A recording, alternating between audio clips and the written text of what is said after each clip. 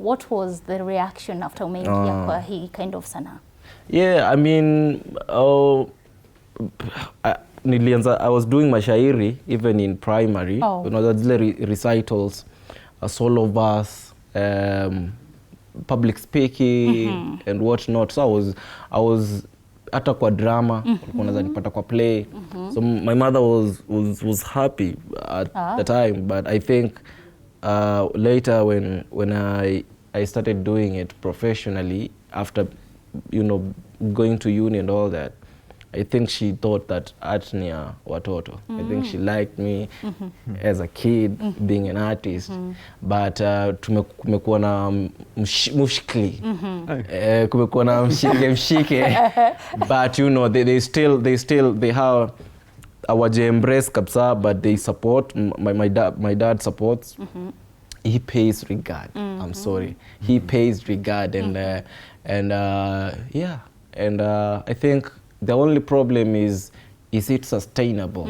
That's the question that they ask. But now it's sometimes unajua vitu zingine explain, they take more energy explaining than just doing. So that's what I do. I just go out there and do it. I don't explain that, you know, niko na plan, it'll work out in 2 years. Nah. So I distanced myself, but we talk and all that. I nilijitoa kiasi. So my parents live in Kitui. That's where they work and all that. My bigger family is there. So I'm in Nairobi.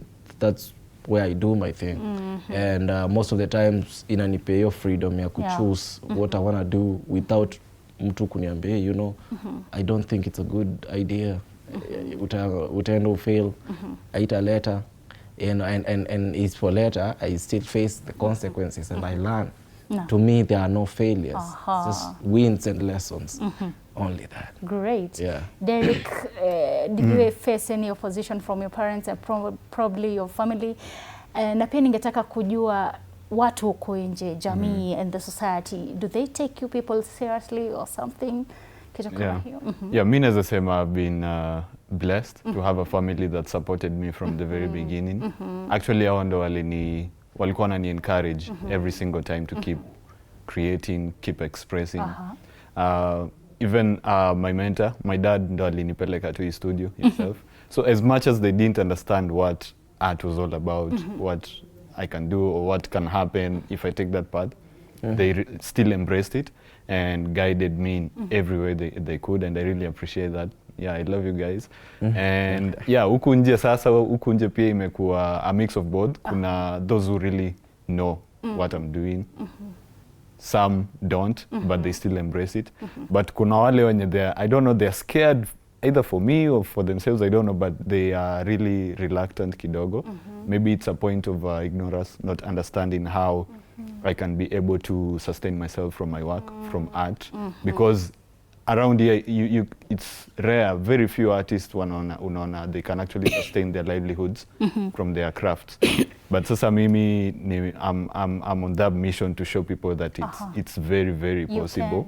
Yeah, and people should give others a chance. Just because it's not been the norm, wasi deny other people the chance to try a life in the creative industry. Yeah. Great. There's something that you have on your... Yes. Yeah. Joshua Konayo. Hey, what is it? What is it talking about? So this is our merchandise. So we have a line of merchandise as Sanaa Fusion. Yeah. Exactly. So these are called button badges. So you pin them to your whatever jacket, shirt, t-shirt. So zina go for 300 Kenya shillings. Yeah. VIP price ni 500. Yes. So DM Sanaa Fusion. Instagram wambia unataka button badge.